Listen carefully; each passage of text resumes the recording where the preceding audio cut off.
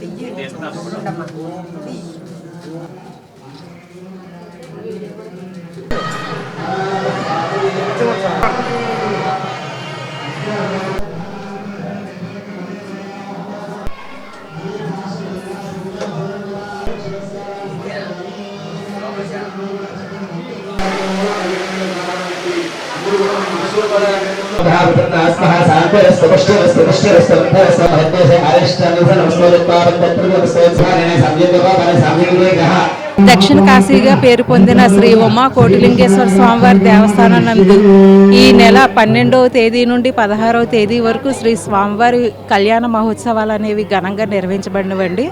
12వ తారీఖు ఉదయం మంగళ స్నానాలతో ప్రారంభమయ్యి అదే రోజు సాయంత్రం కళ్యాణం అనేది చాలా వైభవంగా జరిగిందండి. 13, 14న శ్రీ స్వామివారికి, అమ్మవారికి ప్రత్యేక కుంకుమ పూజలు, అభిషేకములు నిర్వహించడం జరిగింది. మహాశివరాత్రి పర్వదినం పురస్కరించుకుని ఉదయం స్వామివారికి విశేషంగా అభిషేకము, సర్వదర్శనం అనేది చాలా వైభవంగా చేయడం జరిగిందండి. అదే రోజు మధ్యాహ్నం రథోత్సవము స్థానిక దాతల సహకారంతో అలాగే ట్రస్ట్ బోర్డు వారి సహకారంతో అనేది చాలా వైభవంగా జరిగింది. ఈరోజు స్వామివారికి ఉదయము చక్రస్నానము, త్రిశూల స్నానము, సాయంత్రం పుష్పోత్సవంతో ఈ కళ్యాణ మహోత్సవాలు అనేవి ముగించడం జరుగుతున్నదండి. ఈ స్వామివారికి ప్రతి స్వామివారి కళ్యాణ మహోత్సవం రోజు ఉచిత అన్నప్రసాదము, అల్పాహారము, మజ్జిగ, పాలు పంపిణీ చేసిన ప్రతి దాతకు పేరు పేరున మేము ధన్యవాదాలు తెలియపరచుకుంటున్నామండి. అలాగే మా ట్రస్ట్ బోర్డు వాళ్ళకి కూడా నేను కృతజ్ఞతలు తెలియపరచుకుంటున్నాను.